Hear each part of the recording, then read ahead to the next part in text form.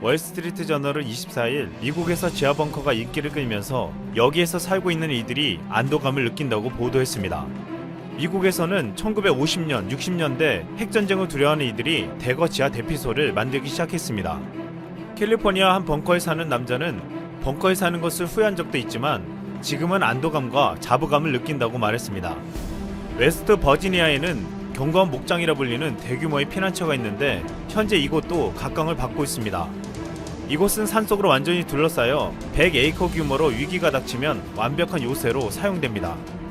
여기에는 1년이 넘게 버틸 수 있는 식량이 있고 폭도들을 물리칠 수 있는 무기들이 잔뜩 쌓여 있습니다. 과거에는 지구 종말을 대비한 시설들은 깊숙한 벙커의 초호화 시설로 만들어졌지만 이 시설은 1인당 연간 $1000만 내면 들어갈 수 있습니다. 이곳의 시설 관리자는 최근 가입 문의가 이전보다 10배 이상이 늘었다고 했습니다. 미국은 26일 기준 환자 수가 6만 5천 명이 넘었습니다. CNN은 이번 주 중에 미국 인구의 55%인 1억 8천만 명이 자택 대비 명령 영향을 받을 것으로 내다보고 있습니다.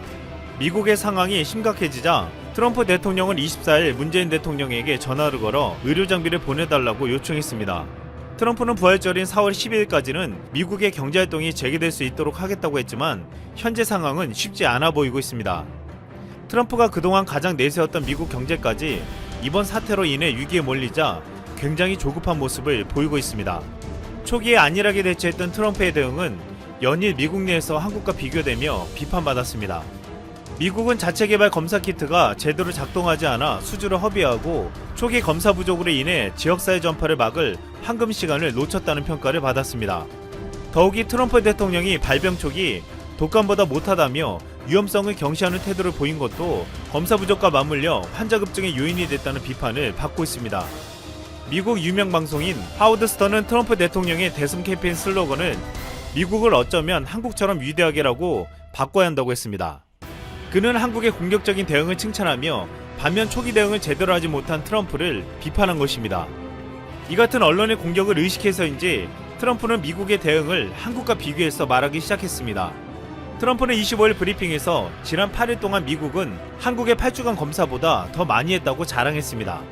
미국 공영라디오 NPR은 두 나라 모두 30만 명가량 검사했는데 한국에서는 170명당 1명을 했다는 것이고 미국에서는 1090명당 1명을 했다는 것이라고 설명했습니다.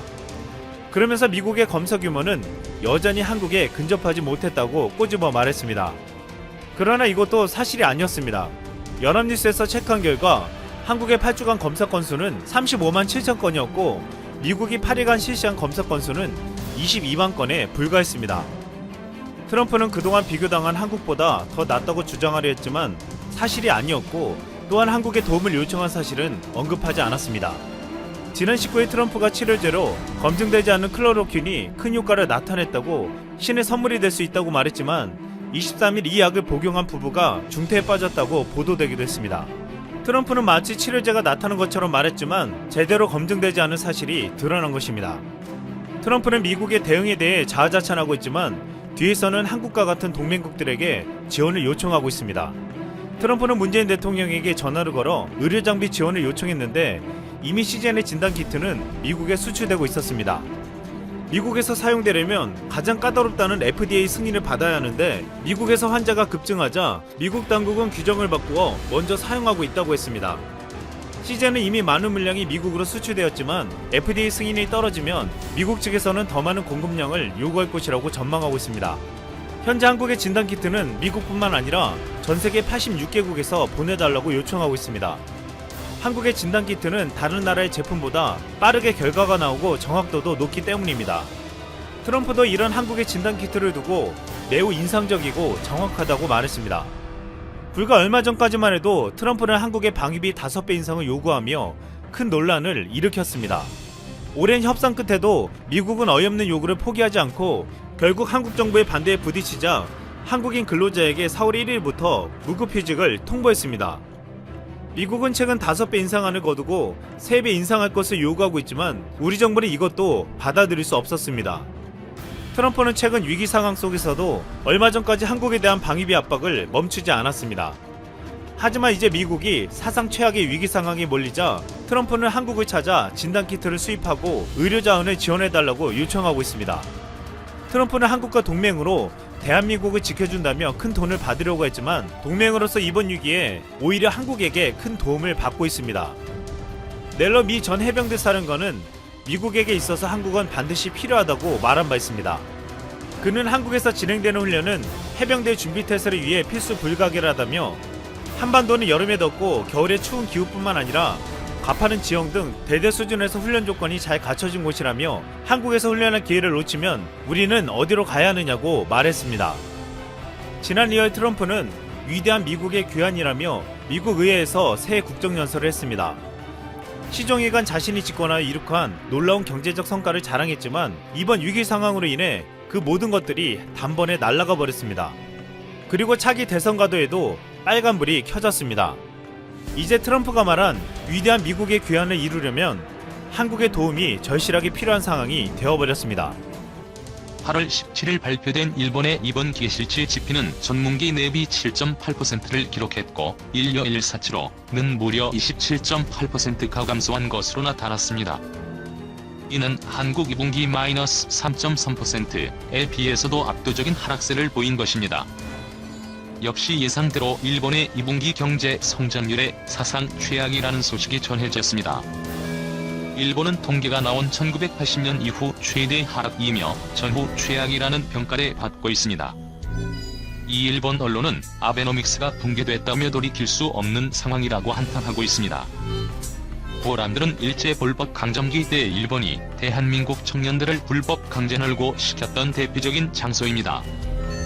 그런데 일본이 유네스코 세계유산으로 등록하면서 주변 국가들의 엄청난 반발이 일자 불법 강제 동원의 역사가 있었다는 것을 알리겠다는 국제적인 약속을 했습니다. 그로 인해서 유네스코 세계유산에 등록될 수 있었죠. 하지만 일본 어처구니 없게도 그 약속을 지키지 않았을 뿐만 아니라 도리어 불법 강제 노역의 역사가 없었다고 거짓된 주장을 하고 있습니다. 일부 전문가들은 이렇게 되는 꼭 거짓말하는 국가는 일본 밖에 없다 며 비난했습니다. 이렇게 일본은 국제적인 약속을 지키지 않으면서 도리어 한국에게 틈만 나면 국제적 예의를 지키라는 적반하장의 태도를 보이고 이초 당연히 한국 정부는 이 상황을 심각하게 받아들여 강력하게 대응할 것이라고 밝혔습니다. 그런데 놀라운 것은 불법 강제 노역을 상징이었던 고담도가 회복 불가능할 정도로 붕괴되고 있다는 소식이 들린 것입니다. 지난 8월 14일 요미우리 신문에 따르면 2015년 세계유산으로 등재된 1916년에 축조된 일본 최초의 콘크리트 건물 35동이 올해 폭우로 크게 무너졌다고 보도했습니다. 이는 고난도의 외관이 망가질 정도로 건물들의 상황이 심각하다는 것이죠. 나가사키시에 따르면 망가지고 있는 광고 주택은 높이 173m의 7층 건물인데 남쪽 4층부터 7층은 3월 27일, 서쪽 6층부터 7층은 6월 10일부터 12일에 쏟아진 폭우로 중앙 회복과 대들보에 콘크리트가 물을 흡수해 그 무게를 무너진 것으로 보고 있습니다. 그런데 안쪽까지 무너져서 현재는 보수조차 할 수가 없다는 것입니다. 이에 대해 한국 네티즌들은 화로 있습니다. 당연한 인과응보의 결과다. 하늘이 벌을 주고 있다. 정말 시원하다. 역사적 진실도 부정하고 망각 속에 사는 일본에게 천발을 내린 것이다. 라며 일본 정부를 향해 강력하게 질타했습니다. 이렇게 일본 정부는 지금도 왜곡된 역사를 주장해 주변국들에게 민폐를 끼치고 있죠. 하지만 일본의 민폐는 조병국에만 국한된 것이 아니었습니다. 지난 8월 17일 상태의 신문에 따르면 일본의 2020년 2분기 경제 성장률이 역대 최악 수준인 연열로 27.8%를 기록했다고 보도했습니다. 일본은 3분기 연속 감소세를 기록하고 있는데 일본 언론들도 이를 두고 일제히 글로벌 9명이 기직구인 2009년 1분기 17.8%를 넘어 비교가 가능한 1980년대 U5 가장 큰 폭의 하락이라고 전하며 위기감을 드러냈습니다. 일본의 GDP 역성장은 코로나 바이러스 대응을 위해 긴급 사태를 선포한 것이 가장 큰 영향을 끼친 것으로 분석하고 있습니다. 특히 일본의 GDP의 절반 이상을 차지하는 개인 소비가 전기 대비 마이너스 8.2%까지 급감했습니다. 이는 소비지율이 8%로 인상된 G코인 2014년 4월부터 6월에 마이너스 4.8%를 크게 웃도는 감소폭이인데요. 기업의 설비 투자도 마이너스 1.5%였고 해외 경제의 침체로 일본의 자동차 수출도 침체가 되어 18.5%를 기록한 것도 큰 영향을 끼쳤습니다. 아베 내각은 이에 대해서 일본의 코로나 신규 확장자는 폭주하고 있지만 긴급 사태를 발효하지 않은 3분기에는 성장세를 어느 정도 회복할 것으로 기대하고 있습니다. 하지만 그와 반대로 일본의 무무라 종합연구소 전문가들은 우울한 전망을 내놓았습니다.